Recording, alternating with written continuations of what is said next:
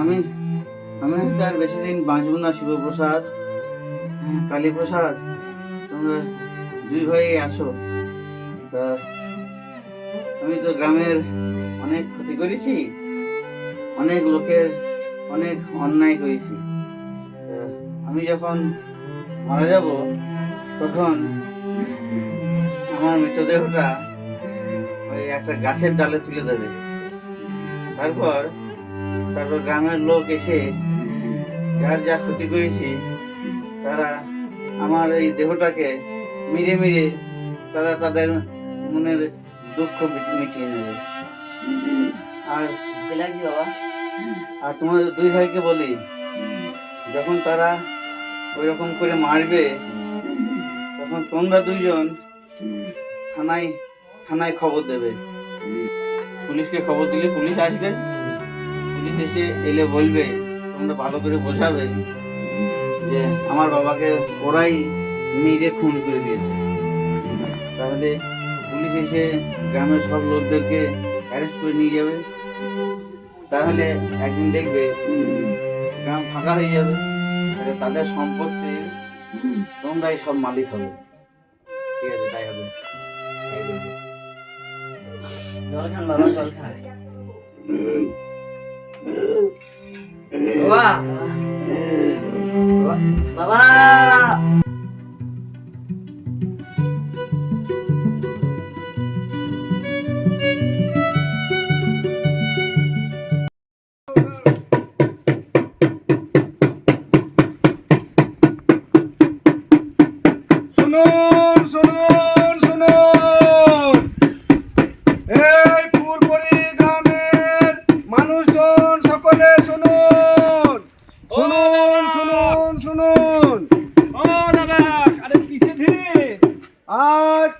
গ্রামের মোড়ল মশাই বেলা 9 ঘটিকায় দেহ রেখেছেন।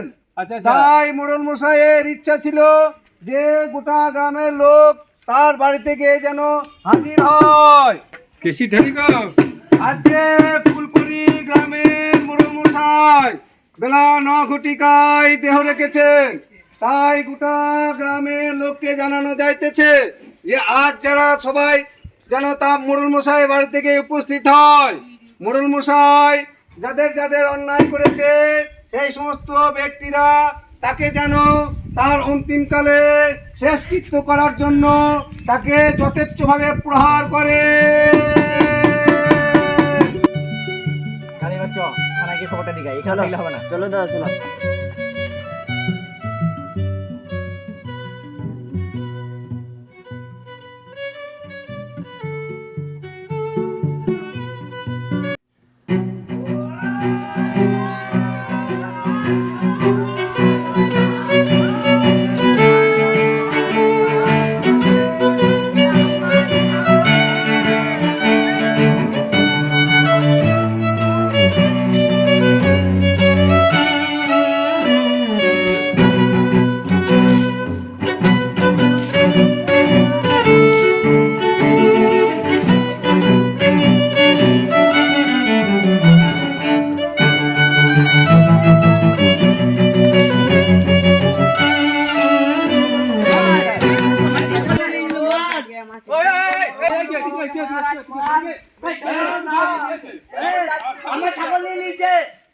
দেখুন এরা কিভাবে আমার বাবাকে দিনের বেলায় পিটিয়ে মেরে দিয়েছে। এই তোরা একটা দিনে আলতো মধ্যে একটা মারশো মেরে দিয়েছিস। চল থানায় চল, থানায় চল, দেখি চল চল চল চল চল